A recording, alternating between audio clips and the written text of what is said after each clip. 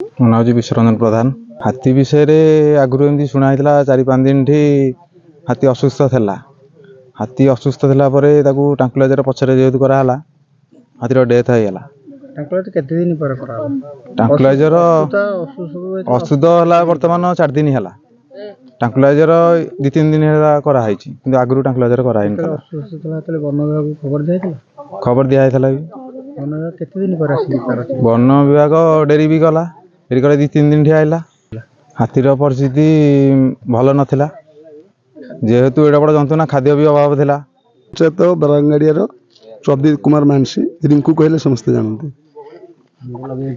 ମୁଁ ଏତିକି କହିବି, ଏ ହାତୀ ଯଦି ହିଁ ଦାୟୀ ଆଜି ତାର କ୍ଷତିଟା ରେଞ୍ଜର ଆଉ ଡିଏଫ୍, କାହିଁକି ନା ସେମାନେ ଆମ ପାଖରେ ଯେଉଁ ଫରେଷ୍ଟ ଡିପାର୍ଟମେଣ୍ଟର ଗୋଟେ ଅଫିସ ରଖିଛନ୍ତି ନାକିଠଣାଠି, ତାଙ୍କ ପାଖରେ ସେମିତି କିଛି ଜିନିଷ ନାହିଁ ଯାହାକି ହାତୀ ରଖିଥିବେ କରିପାରିବେ କି ଲୋକଙ୍କୁ ବି ସୁରକ୍ଷିତ ଦେଇପାରିବେ। ସେମାନେ ବି ସୁରକ୍ଷିତ ଦେଇପାରୁନାହାନ୍ତି।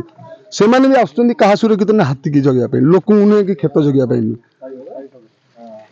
ହାତୀଟି ଆଜି ଯଦି ମାସେ ପୂର୍ବରୁ ଏମିତି କ୍ଷତି ହେଲାଣି, 10-15 ଦିନ ହେଲା ଗ୍ରାମବାସୀ ସବୁ ଜାଣିଲେଣି ଏ ହାତୀଟି କ'ଣ ପାଇଁ ମାସେ ହେଲା ଏରିଆ ଛାଡ଼ିକି ଯାଉନି।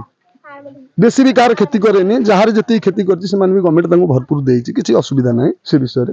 କିନ୍ତୁ ହାତୀର ମାନେ ଯେଉଁ ଟ୍ରିଟମେଣ୍ଟ ନ କଲେ, ଆମେ ବି ଜଣେଇଛୁ ଯେ ହାତୀଟି କ'ଣ ପାଇଁ ଏ ଅବସ୍ଥାରେ, ଆଉ ସବୁ ହାତୀ ତ ବୁଲୁଛନ୍ତି, ବହୁ ଜାଗା ଯାଉଛନ୍ତି, ପୁଣି ରିଟର୍ନ କରୁଛନ୍ତି, ଇଏ କୁଆଡ଼େ କାହିଁ ନ ଯାଇପାରୁଛି।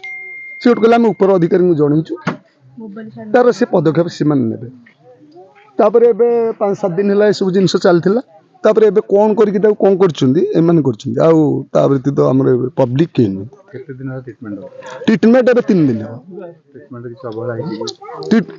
ଅବହେଳା ହେଇନି, ହାତୀ କାହିଁ ମଲା? ହାତୀ ତ ବୁଲୁଥିଲା ଚାଲୁଥିଲା, ଆମେ ଦେଖୁଥିଲୁ। ନହେଲେ ସେ ସେମିତି ଯେମିତି ହେଇକି ମରିଥାନ୍ତା।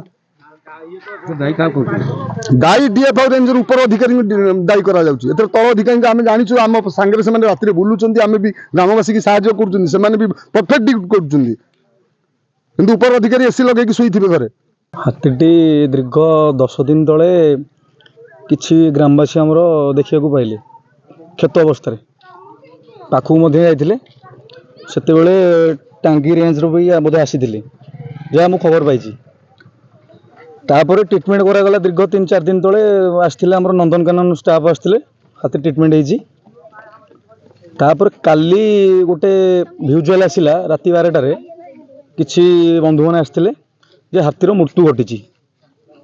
ମୁଁ ଗ୍ରାମବାସୀ ହିସାବରେ ମୁଁ ଏଇଟା ଗୋଟେ ଦାବି ରଖୁଛି ଫରେଷ୍ଟର ଆମର ପ୍ରଶାସନକୁ, ଯଦି ଗୋଟେ ଟ୍ରିଟମେଣ୍ଟ ହେଉଛି ଗୋଟେ ହାତୀ ରାତି 12টাରେ ତାର ଜୀବନ ଯାଇଛି, ଦୁଃଖ ସହିତ ମାନେ ବହୁତ ଦୁଃଖ ସହିତ ମୁଁ ପ୍ରକାଶ କରୁଛି, ତା ପାଖରେ କିଏ ନଥିଲେ ଟ୍ରିଟମେଣ୍ଟ କରିବାକୁ। ପ୍ରଥମେ କିଛି ମୋ ବନ୍ଧୁମାନେ ଦେଖିଲେ, ଭିଜୁଆଲ ଭାଇରାଲ କଲେ, ତାପରେ ପ୍ରଶାସନ ଆସିଲା। ଅବିକା ତ ମୁଁ ହାତୀ ପାଖକୁ ଯାଇନି, ପହଞ୍ଚିନି, ତ ଛାଡ଼ୁନାହାନ୍ତି, ଷ୍ଟାଫ୍ ଆସିଗଲେଣି, ଦେଖିଲା ପରେ ଜଣାପଡ଼ିବ। ହାତୀ ମୃତ୍ୟୁ କାହାକୁ ଦାୟୀ କରିବେ? ଡେଫିନେଟଲି ସରକାରଙ୍କୁ ଦାୟୀ କରିବେ, ଆଉ କାହାକୁ ଦାୟୀ କରିବୁ? କୋଉଠି ନା କୋଉଠି ବନ ବିଭାଗର ଗୋଟେ ହଁ, ବନ ବିଭାଗର ତ ପୁରା ଘୋର ଅବହେଳା। ଚିକିତ୍ସା ନିଶ୍ଚିନ୍ତ, ଚିକିତ୍ସାରେ କୋଉଠି ନା କୋଉଠି ଫଲ୍ଟ ରହିଛି। ଏଇଟା ଗ୍ରାମବାସୀ ହିସାବରେ ମୁଁ ଏଇଟା ସରକାରଙ୍କୁ ମୋର ଏଇଟା ଇଏ, କିନ୍ତୁ ଦାୟିତ୍ୱ ନିଶ୍ଚିନ୍ତ ରହିବ ବନ ବିଭାଗ।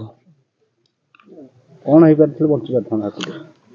ଠିକ୍ ସେ ଯଦି ଟ୍ରିଟମେଣ୍ଟ କରାଯାଇଥାନ୍ତା ହାତୀର, ଯେମିତି ଆମର ଗୋଟେ ମଣିଷକୁ ଯେମିତି ଟ୍ରିଟମେଣ୍ଟ କରାଯାଏ, ସେମିତି ତା ପାଖରେ କାଲି କେହି ନଥିଲେ। ଭିଜୁଆଲ ଦ୍ୱାରା ଯେଉଁଟା ଆସୁଛି, ଲାଇଭ୍ ବି ହେଇଛି, ଗୋଟେ ଫେସବୁକ୍ ପେଜ୍ରେ ଲାଇଭ୍ ହେଇଥିଲା, ମୁଁ ଲାଇଭ୍ଟା ଦେଖିଥିଲି। କିଛି ବନ୍ଧୁମାନେ ଆସି ଲାଇଭ୍ କରିଥିଲେ।